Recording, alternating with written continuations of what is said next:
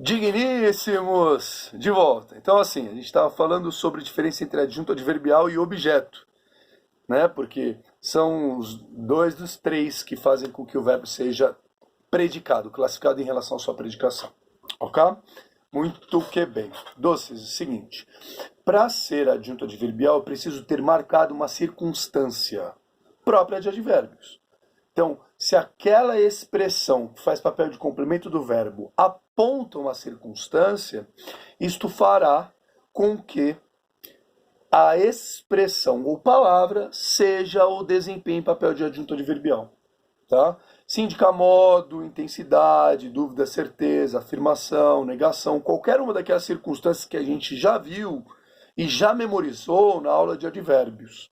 Tá bom? Isso vai fazer com que o complemento do verbo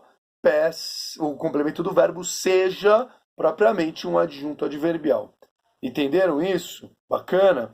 Então, por exemplo, agiu rápido, agiu rapidamente, agiu hoje, agiu por causa da necessidade.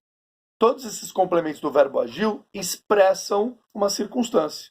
Isso fará com que ele sempre seja, então, um adjunto adverbial. Entenderam? Pode ser uma palavra ou uma expressão. Tanto faz. Ok? Ficou claro, de fato? Legal. O Edgard, para ser objeto? Para ser objeto, justamente, o complemento do verbo não vai evidenciar uma circunstância. Então, agiu para seu pai. Agiu para seu pai. Pai não é circunstância, não é tempo, não é modo, não é intensidade, não é certeza, não é afirmação. Agiu para seu pai, né? Então, a expressão preposicionada aí, como não indica circunstância, né? Mas substituição, por exemplo, e substituição não é uma circunstância, o favorecimento, do jeito que você quiser entender aí, não é uma circunstância, isso faz com que o verbo peça como complemento um objeto. Entenderam isso?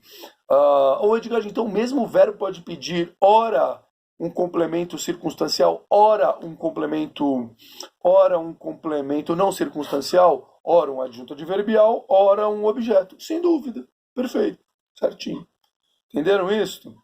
Bacana. Então, o que você vai acabar percebendo também? Que verbos que de vez em quando trabalham com uma certa predicação, em outros contextos trabalharão com uma outra predicação. Isso vai sempre depender do contexto. Entenderam isso? Por exemplo, o verbo comer.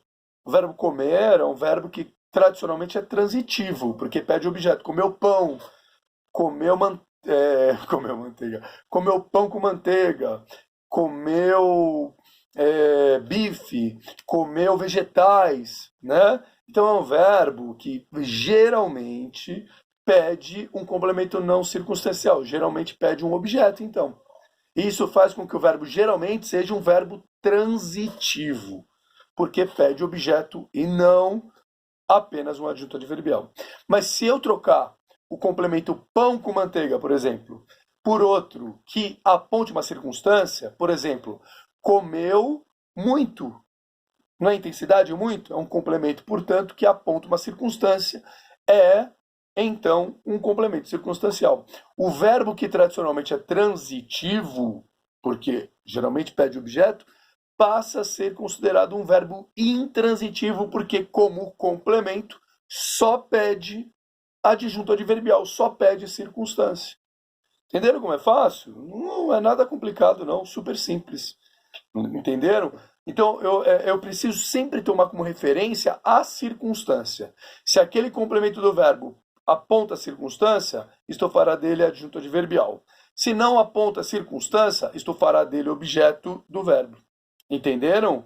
Então, memorizar as circunstâncias é imprescindível, é extremamente necessário. Senão você não tem ponto de partida para diferenciar, eventualmente, adjunto adverbial de objeto, né, qualquer que seja o objeto, e, por consequências, também vai ter dificuldade e não vai ter referencial para diferenciar um verbo transitivo de um verbo intransitivo.